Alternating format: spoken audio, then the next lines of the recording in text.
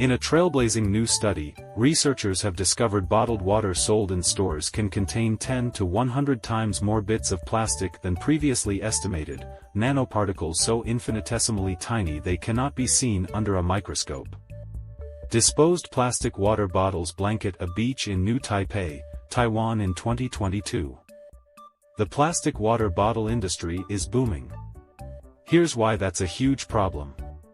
At 1,000th the average width of a human hair, nanoplastics are so teeny they can migrate through the tissues of the digestive tract or lungs into the bloodstream, distributing potentially harmful synthetic chemicals throughout the body and into cells, experts say.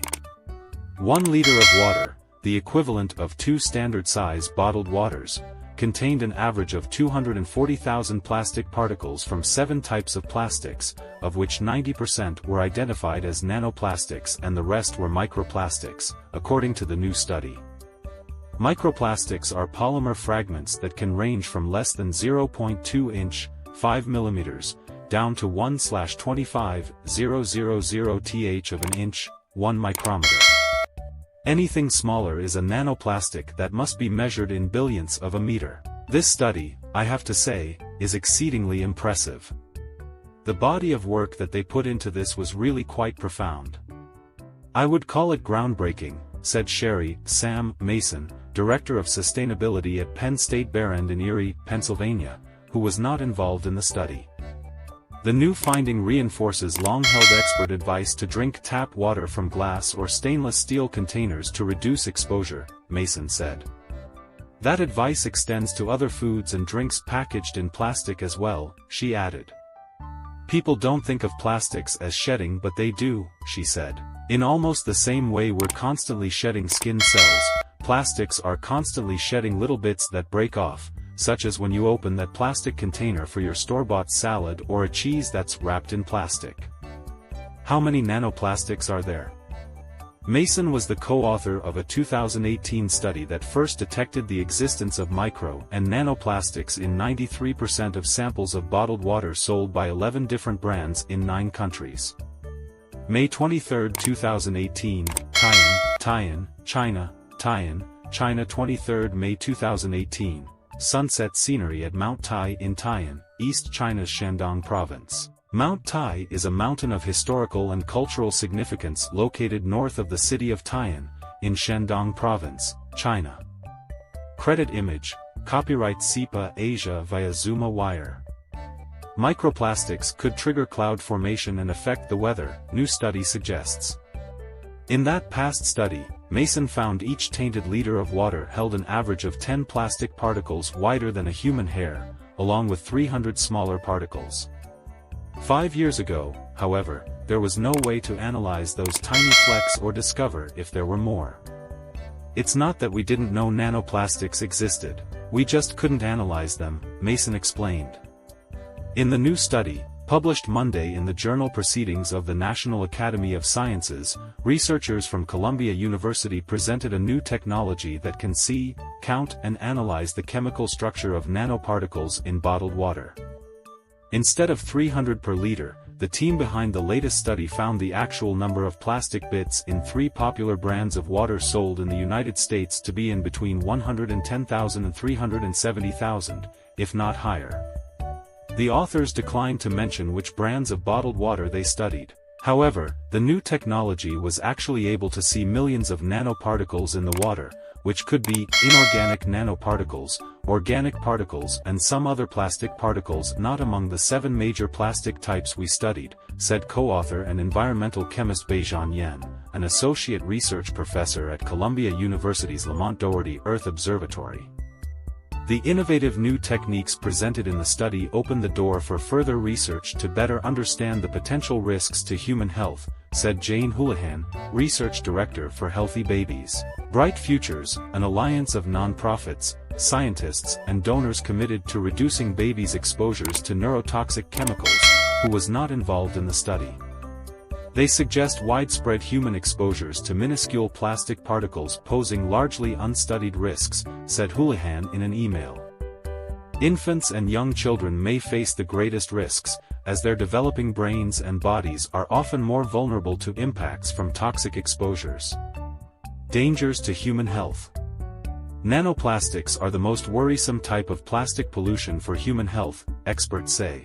That's because the minuscule particles can invade individual cells and tissues in major organs, potentially interrupting cellular processes and depositing endocrine-disrupting chemicals such as bisphenol, phthalates, flame retardants, per- and polyfluorinated substances, or PFAS, and heavy metals.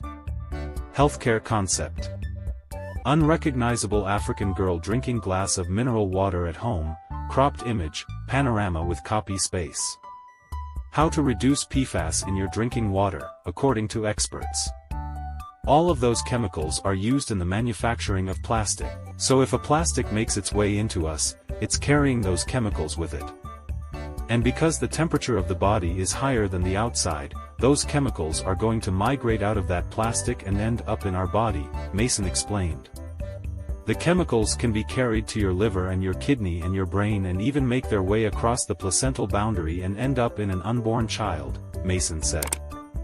In studies of pregnant mice, researchers have found plastic chemicals in the brain, heart, liver, kidney and lungs of the developing baby 24 hours after the pregnant mother ingested or breathed in plastic particles, said study co-author Phoebe Stapleton, associate professor of pharmacology and toxicology at Rutgers University's Ernest Mario School of Pharmacy in Piscataway, New Jersey. Micro and nanoplastics have been found in the human placenta at this point, Stapleton said. They've been found in human lung tissues. They've been found in human feces, they've been found in human blood. In addition to the chemicals and toxic metals plastics may carry, another relatively unstudied area is whether the plastic polymer itself is also harming the body. The new frontier in plastics is understanding the polymers, the plastic part of plastic, Mason said. We've been very limited in our ability to understand the potential impact of the polymers on human health because we have not been able to detect down to that level. Now, with this new approach, we will be able to start doing so. CNN reached out to the International Bottled Water Association, which represents the industry, for a response to the study's findings. Based on other studies, we expected most of the microplastics in bottled water would come from leakage of the plastic bottle itself, which is typically made of PET, polyethylene terephthalate, plastic, said lead author Naixin Qian, a doctoral student in chemistry at Columbia University. However, we found there's actually many diverse types of plastics in a bottle of water, and that different plastic types have different size distributions, she said. The PET particles were larger, while others were down to 200 nanometers, which is much, much smaller. Studies have found that particles of PET plastics can be broken off by repeatedly opening and closing the cap of the bottle, crushing the bottle or subjecting it to heat, such as in a car. Much more research to be done.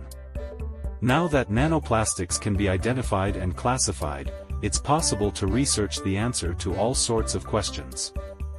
For example, if the nanoplastics floating in the bottled water weren't from the bottle itself, where did they come from? The Columbia team is investigating a hypothesis that the other nanoplastics may come from source water, perhaps tainted by some part of the manufacturing process. Another important question, which has fewer nanoplastics and chemical residues, bottled or tap water. Several studies have reported lower microplastic levels in tap water. Hence, it's plausible to expect lower nanoplastic levels in tap water as well, considering their common sources, Yen said. We're conducting research on that right now. What happens once the plastic polymer and the endocrine-disrupting chemicals enter the body's cells? Do the invaders remain, wreaking havoc by disrupting or damaging cellular processes, or does the body succeed in kicking them out? We know these microparticles are getting into the body, and we know even greater percentages of the smaller nanoparticles are getting into cells, but we don't know exactly where they're going in the cell or what they are doing, Stapleton said. And we don't know if or how they're getting back out again. However, the new technology is well suited to analyzing human tissue samples and should soon provide some answers, Min said. If you look at our raw data, it's actually a series of images, Min said. In fact, we have plenty of data to show if a particle has entered a particular location in a certain type of cell, then we will be able to locate it precisely in space. While science explores these and other questions, there are things people can do to reduce their exposure to plastics, said Healthy Babies, Bright Futures Houlihan.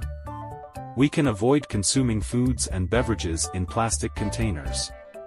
We can wear clothing made from natural fabrics and buy consumer products made from natural materials, Houlihan said. We can simply take stock of the plastic in our daily lives and find alternatives whenever feasible.